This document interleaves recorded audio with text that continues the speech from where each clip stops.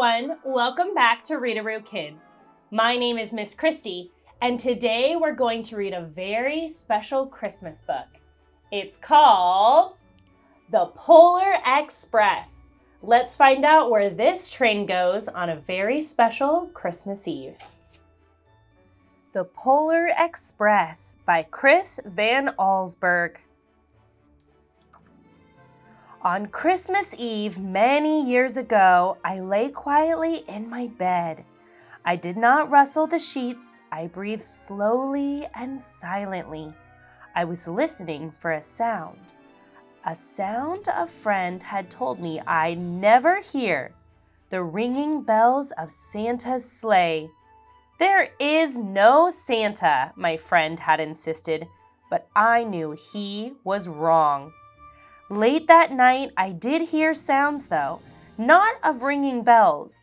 From outside came the sounds of hissing steam and squeaking metal.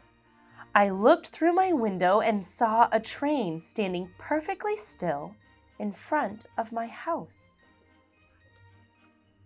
It was wrapped in an apron of steam. Snowflakes fell lightly around it. A conductor stood at the open door of one of the cars. He took a large pocket watch from his vest, then looked up at my window. I put on my slippers and robe. I tiptoed downstairs and out the door. "All aboard!" the conductor cried out. I ran up to him. "Well," he said, "are you coming?" "Where?" I asked.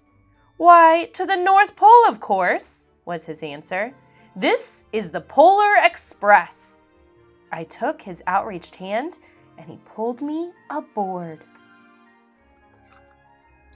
The train was filled with other children, all in their pajamas and nightgowns.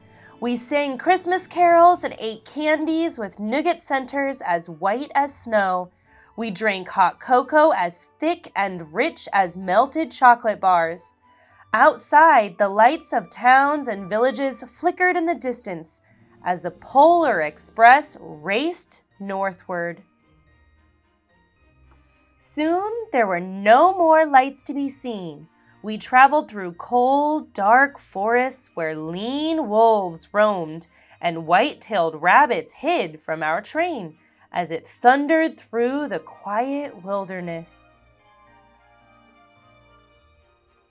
We climbed mountains so high it seemed as if we would scrape the moon, but the Polar Express never slowed down. Faster and faster we ran along, rolling over peaks and through valleys like a car on a roller coaster.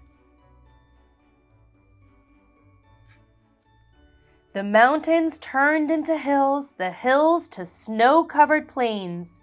We crossed a barren desert of ice, the great polar ice cap. Lights appeared in the distance. They looked like the lights of a strange ocean liner sailing on a frozen sea. "There," said the conductor, "is the North Pole." The North Pole. It was a huge city standing alone at the top of the world, filled with factories where every Christmas toy was made. At first, we saw no elves. "They are gathering at the center of the city," the conductor told us. "That is where Santa will give the first gift of Christmas." "Who receives the first gift?" we all asked. The conductor answered, "He will choose one of you." "Look!" shouted one of the children, "the elves!" Outside, we saw hundreds of elves. As our train drew closer to the center of the North Pole, we slowed to a crawl. So crowded were the streets with Santa's helpers. When the Polar Express could go no further, we stopped and the conductor led us outside. We pressed through the crowd to the edge of a large open circle. In front of us stood Santa's sleigh. The reindeer were excited. They pranced and paced, ringing the silver bells that hung from their harnesses. It was a magical sound, like nothing I'd ever heard. Across the circle, the elves moved apart, and Santa Claus appeared. The elves cheered wildly. He marched over to us and, pointing to me, said, "Let's have this fellow here." He jumped into his sleigh. The conductor handed me up. I sat on Santa's knee and he asked, "Now what would you like for Christmas?" I knew that I could have any gift I could imagine, but the thing I wanted most for Christmas was not inside Santa's giant bag. What I wanted more than anything was one silver bell from Santa's sleigh. When I asked, Santa smiled. Then he gave me a hug and told an elf to cut a bell from a reindeer's harness. The elf tossed it up to Santa. He stood holding the bell high above him and called out, "The first gift of Christmas!" A clock struck midnight as the elves roared their approval. Santa handed the bell to me and I put it in my bathrobe pocket. The conductor helped me down from the sleigh. Santa shouted out the reindeers' names and cracked his whip. His team charged forward and climbed into the air. Santa circled once above us, then disappeared in the cold, dark polar sky. As soon as we were back inside the Polar Express, the other children asked to see the bell. I reached into my pocket, but the only thing I felt was a hole. I had lost the silver bell from Santa Claus's sleigh. "Let's hurry outside and look for it," one of the children said. But the train gave a sudden lurch and started moving forward. We were on our way home. It broke my heart to lose the bell. When the train reached my house, I sadly left the other children. I stood at the doorway and waved goodbye. The conductor said something from the moving train, but I couldn't hear him. "What?" I yelled out. He cupped his hands around his mouth. "Merry Christmas!" he shouted. The Polar Express let out a loud blast from its whistle and sped away. On Christmas morning, my little sister Sarah and I opened our presents. When it looked as if everything had been unwrapped, Sarah found one last small box behind the tree.